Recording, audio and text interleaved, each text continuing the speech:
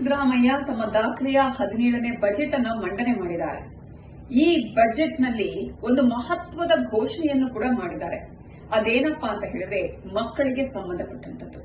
16 ವರ್ಷದ ಒಳಗೆ ಇರುವವರು ಇನ್ನು ಮುಂದೆ ಸೋಷಿಯಲ್ ಮೀಡಿಯಾ ಬಳಕೆ ಮಾಡುವಂಗಿಲ್ಲ, ಅದಕ್ಕೆ ನಿರ್ಬಂಧವನ್ನ ಹೇರಲಾಗಿದೆ.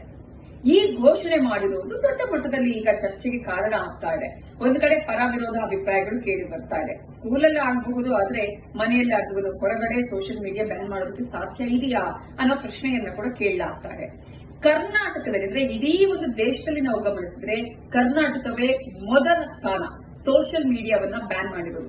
16 ವರ್ಷದ ಒಳಗಿನ ಮಕ್ಕಳು ಸೋಷಿಯಲ್ ಮೀಡಿಯಾವನ್ನ ಉಪಯೋಗ ಮಾಡುವಂತಿಲ್ಲ ಅಂತ ಹೇಳಿ ಕರ್ನಾಟಕವೇ ಮೊದಲ ಆದ್ಯತೆಯನ್ನ ಕೊಟ್ಟು ನಿರ್ಬಂಧವನ್ನ ಹೇರಿದೆ.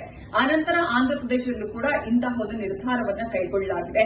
ಆಂಧ್ರಪ್ರದೇಶದಲ್ಲಿ 13 ವರ್ಷದ ಮಕ್ಕಳು ಇರುವವರು ಇನ್ನು ಮುಂದೆ ಸೋಷಿಯಲ್ ಮೀಡಿಯಾವನ್ನ ಬಳಕೆ ಮಾಡುವಂತಿಲ್ಲ ಅನ್ನುವಂತಹ ಒಂದು ಆದೇಶವನ್ನ ಹೊರಡಿಸಲಾಗಿದೆ. 90 ದಿನದ ಒಳಗೆ ಈ ಒಂದು ಆದೇಶವನ್ನ ಕೂಡ ನಾವು ಜಾರಿಗೆ ತರ್ತೀವಿ ಅಂತ ಅಲ್ಲಿನ ಸಿಎಂ ಚಂದ್ರಬಾಬು ನಾಯ್ಡು ಹೇಳಿದ್ದಾರೆ. ಸೊ ಈ ಮೂಲಕ ಕರ್ನಾಟಕ ಮೊದಲ ರಾಜ್ಯ ಅಂತ ಹೇಳಿದ್ರೆ ಸೋಷಿಯಲ್ ಮೀಡಿಯಾವನ್ನ 16 ವರ್ಷದವರೆಗೆ ಬ್ಯಾನ್ ಮಾಡಿರುವುದು ಕರ್ನಾಟಕ. ಇದೀಗ ಚಂದ್ರಬಾಬು ನಾಯ್ಡು ಅವರು ಕೂಡ ಈ ಒಂದು ನಿರ್ಧಾರವನ್ನ ಕೈಗೊಂಡಿದ್ದಾರೆ. ಮುಂದಿನ ದಿನಗಳಲ್ಲಿ ಯಾವ್ಯಾವ ರಾಜ್ಯಗಳಲ್ಲಿ ಇದು ಅನುಷ್ಠಾನಕ್ಕೆ ಬರುತ್ತೆ ಕಾದು ನೋಡೋಣ.